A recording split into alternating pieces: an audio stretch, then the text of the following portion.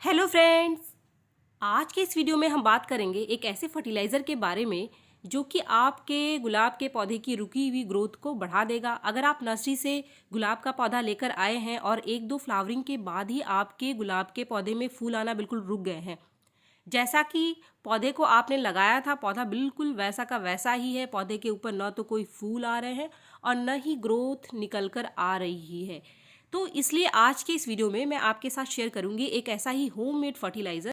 इस फर्टिलाइज़र को आप बहुत आसानी से घर पर बना सकते हैं और ये बहुत ही आसानी से आपको मिल जाएगा। फ्रेंड्स, गुलाब के पौधे में फर्टिलाइज़र के अलावा फ्लावरिंग के लिए कुछ छोटी छोटी चीज़ों का जानकारी होना बहुत ज़रूरी है, क्योंकि अगर आप गुलाब के पौधे में सिर्फ फर्टिलाइज़र देंगे और उसमें कुछ छोटी छोटी चीज़ों की जानकारी आपको नहीं होगी तो गुलाब का पौधा बहुत सारा फर्टिलाइज़र देने के बावजूद भी फूल नहीं देता है।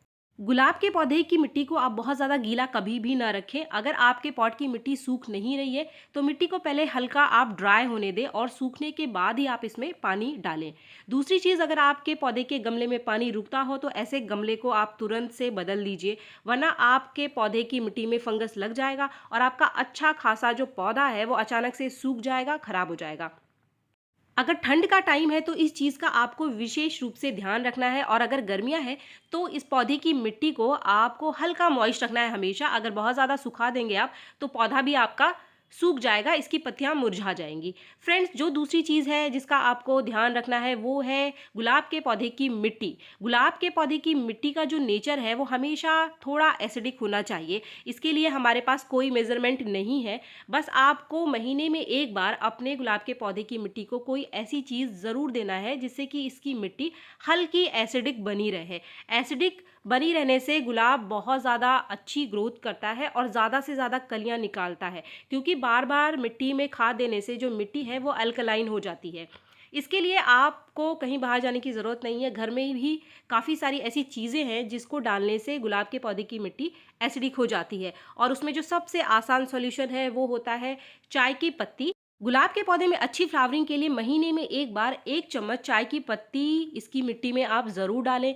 चाय की पत्ती के अलावा आप 1 चम्मच कॉफ़ी पाउडर भी इसकी मिट्टी में डाल सकते हैं। इसके साथ ही आप फिटकरी का पानी भी इसकी मिट्टी में महीने में एक बार डाल सकते हैं, या फिर सेब के सिरके को भी 1 चम्मच पानी में घोलकर आप महीने में एक बार गुलाब के पौधे की मिट्टी को दे सकते हैं। लेकिन जितनी भी चीज़ों के नाम मैंने आपको बताए हैं, जैसे कि कॉफ़ी पाउडर, चाय की पत्ती, फिटकरी या फिर सिरका, इन सभी में से सिर्फ एक को ही आपको इस्तेमाल करना है एक टाइम में, यानी महीने में सिर्फ एक बार। ऐसा नहीं ये सारी चीज़ें आप महीने में इसको दे दीजिए, तो इससे भी आपका पौधा खराब हो सकता है।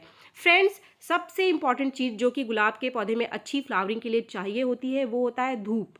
धूप ना मिलने से जो पौधे की कलियां हैं वो सिकुड़ जाती हैं, वो पूरी तरीके से खिल नहीं पाती और गुलाब जो है अच्छी ग्रोथ नहीं करता है। खासकर गुलाब का जो ग्रोइंग टाइम है वो है विंटर। तो विंटर में अगर आपके गुलाब के पौधे को अच्छी धूप मिल रही होती है तो आपका गुलाब बहुत अच्छे फूल देता है। लेकिन अगर विंटर में कोहरा पड़ रहा है और बहुत ज़्यादा ठंड पड़ रही है तो उस समय हमारा जो गुलाब का पौधा है वो अपनी फ्लावरिंग को थोड़ा सा कम कर देता है। जो कलियां बनती हैं वो पूरी तरीके से खिल नहीं पाती हैं। ये जितनी भी चीज़ें गुलाब के पौधे पर देखने के लिए मिलती हैं ये सब मौसम की वजह से है, और जैसे ही मौसम बदलता है तो गुलाब फिर से अच्छे फूल देना शुरू कर देता है। तो फ्रेंड्स, अब बात आती है फर्टिलाइज़र की। फ्रेंड्स, किसी भी पौधे को जो 3 मुख्य चीज़ें चाहिए होती हैं वो होता है नाइट्रोजन, फास्फोरस और पोटाशियम, जिसको शॉर्ट में हम कहते हैं NPK। फ्रेंड्स, जो भी आप ऑर्गेनिक कंपोस्ट जैसे कि वर्मी कंपोस्ट, काऊ डंग मैन्योर या फिर होममेड फर्टिलाइज़र अपने गुलाब के पौधे को देते हैं तो NPK की मात्रा तो हमारे पौधे को मिलती रहती है, लेकिन आपने देखा होगा कि पत्तियां पीली पड़ने की समस्या गुलाब के पौधे में आती है। ये जो समस्या आती है वो कुछ छोटे छोटे सूक्ष्म तत्व हैं, जैसे कि आयरन, मैग्नीशियम। इनकी कमी की वजह से हमारा जो गुलाब का पौधा है इसकी पत्तियां गिरने लग जाती हैं, पीली पड़ जाती हैं, या फिर इसके अंदर नई ग्रोथ नहीं आती है। तो आज के इस वीडियो में हम बात करेंगे एक ऐसे ही फर्टिलाइज़र के बारे में जो कि ये सारी कमी आपके गुलाब के पौधे की पूरी करेगा और इसकी ग्रोथ को एकदम से बढ़ा देगा और फिर से आपका गुलाब का पौधा फ्लावरिंग करने लगेगा। फ्रेंड्स, अगर आपके पास घर में सीवीड फर्टिलाइज़र नहीं है तो आप इस फर्टिलाइज़र का इस्तेमाल अपने गुलाब के पौधे पर ज़रूर करें। इसके क्या क्या फ़ायदे हैं आगे मैं आपको बताने वाली हूँ। तो ये फर्टिलाइज़र क्या है और इसको कैसे बनाना है, चलिए वो हम देख लेते हैं। ये है चुकंदर, जिसे कि हम इंग्लिश में बीट रूट कहते हैं। चुकंदर बहुत सारे विटामिन्स का और छोटे छोटे जो सूक्ष्म तत्व है इनका खजाना है। फ्रेंड्स, जिस तरीके से चुकंदर हमारे शरीर के लिए बहुत ही अधिक फायदेमंद है, उसी तरीके से पौधे को भी ये बहुत अच्छा न्यूट्रिशन देता है। इसके इस्तेमाल से पौधे की जो ग्रोथ है वो चल पड़ती है। अगर आपका पौधा बहुत दिनों से ग्रोथ नहीं कर रहा है तो आप बीट रूट का इस्तेमाल अपने पौधे के न्यूट्रिशन के लिए ज़रूर करें। लेकिन इसको इस्तेमाल करने का सही तरीका पौधे के ऊपर क्या है, आगे इस वीडियो में आप ज़रूर देखें। इसको आप स्किप ना करें। इसको सबसे पहले आप टुकड़ों में काट लीजिए इस तरीके से, जैसे कि मैंने इसको टुकड़े बना लिए हैं। टुकड़े में काटने के बाद हम इसको कम से कम आधा लीटर पानी में किसी भी ग्राइंडर मिक्सर में डाल करके पीस लेंगे।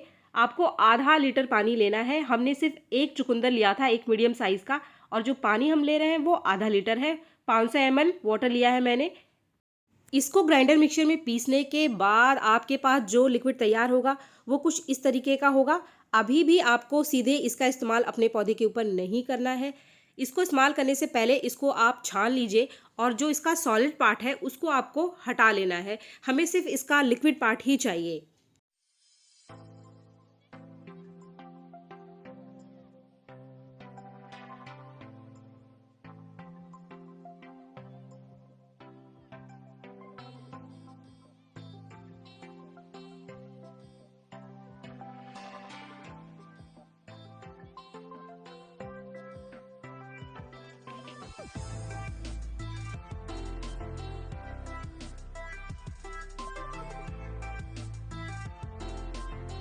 फ्रेंड्स, छानने के बाद ये जो सॉलिड पार्ट बच गया है इसको आपको फेंक देना है। इसका इस्तेमाल आपको अपने पौधे की मिट्टी में नहीं करना है।